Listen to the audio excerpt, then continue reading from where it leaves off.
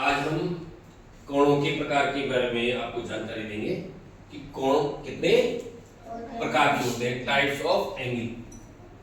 तो कल हमने बताया था कितने प्रकार के होते हैं कोण, 5 प्रकार के। कौन कौन से? न्यून कोण, समकोण, अधिकोण, सरल कोण, वृहद कोण। और तो सबसे पहला जो न्यून का मतलब वैसे शाब्दिक अर्थ क्या है? न्यून का छोटा, सबसे छोटा कोण। तो न्यून कोण किसे कहते हैं? जब शून्य अंश से बड़े, जिसमें भाई दूसरा लिखा है शून्य अंश से बड़े और 90 अंश से, ठीक है, 90 अंश से छोटे कोणों को क्या कहते हैं? न्यून कोण। शून्य अंश से बड़े लेकिन 90 अंश से सभी छोटे सभी कोण क्या कहलाते हैं? न्यून कोण कहलाते हैं। जैसे क्या क्या हो सकता है? 10 अंश का, 15 अंश का, 25, 30 अंश का, 45 अंश का और 89 अंश का। दूसरा जैसे हमने लिखा कोण क ख ग, हमने एक सरल रेखा खगोर सरल रेखा खींची और यहाँ पे कितने अंश का कोण बनाया? चांदी की साइड में 20 अंश का कोण बनाया। तो इसको क्या कहेंगे? कोण क ख ग बराबर कितने अंश? 20 अंश। ये कितने अंश का? इसको हमने एक सरल रेखा BC खींची, फिर AB खींची और इसको कह रहे हैं हम ABC। कोण ABC बराबर कितने अंश का? 60। और यह कोण कितने अंश का? और इसी प्रकार ये कोण कितने अंश का होगा? 81। तो ये सभी कोण कितने अंश क्या होंगे? न्यून कोण। अर्थात न्यून कोण किसे कहते हैं? शून्य से बड़ा और 90 अंश से छोटा।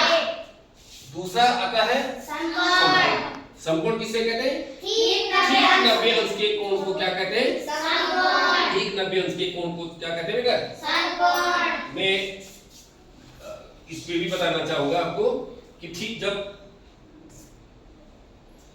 कितने अंश का हो गया ये कोण? 90 अंश का। ठीक 90 अंश के, आप यहां से भी दिख रहे हैं, ठीक 90 अंश के कोण को क्या कह रहे हैं? समकोण। हमने एक सरल रेखा BC, एक सरल रेखा खींची और चांदी की सहायता से ठीक चांदा लगाया और उसके 0 से किया तो 90 अंश पर हमने डॉट किया और उसको सरल रेखा खींची तो ये कोण क्या बन गया? कोण ABC बराबर कितने अंश का? 90। अर्थात ठीक 90 अंश के कोण को, जिस कोण का मान 90 अंश होता है उसे क्या कहेंगे? समकोण, या दूसरी भाषा में उसको ठीक कोण भी कहते हैं। और तीसरा आता है अधिक। अधिक का मतलब बड़ा।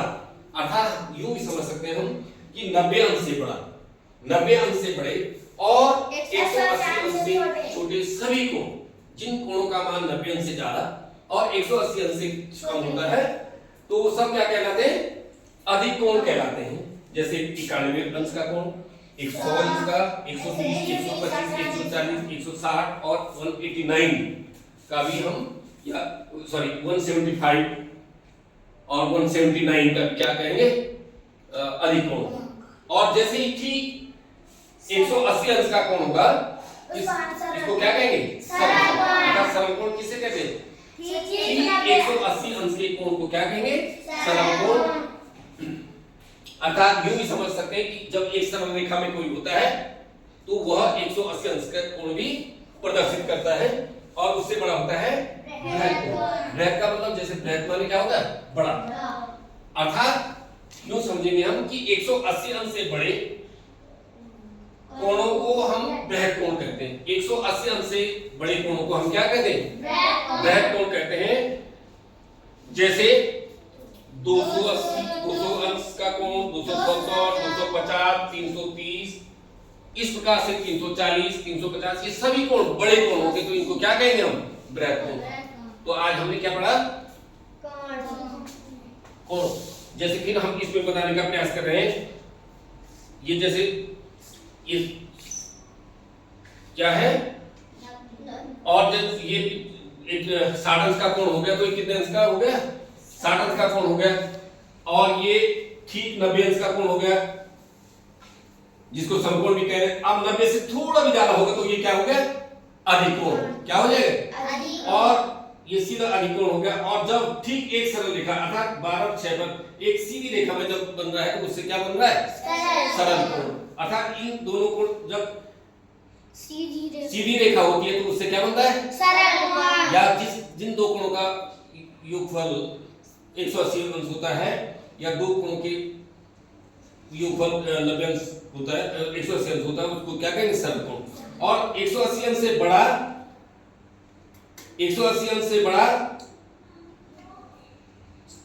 सभी कोण 180 अंश से बड़े सभी कोण क्या कहलाते हैं? बृहद कोण। 180 अंश से बड़े कोण क्या कहलाते हैं? बृहद कोण। तो हमने ये आज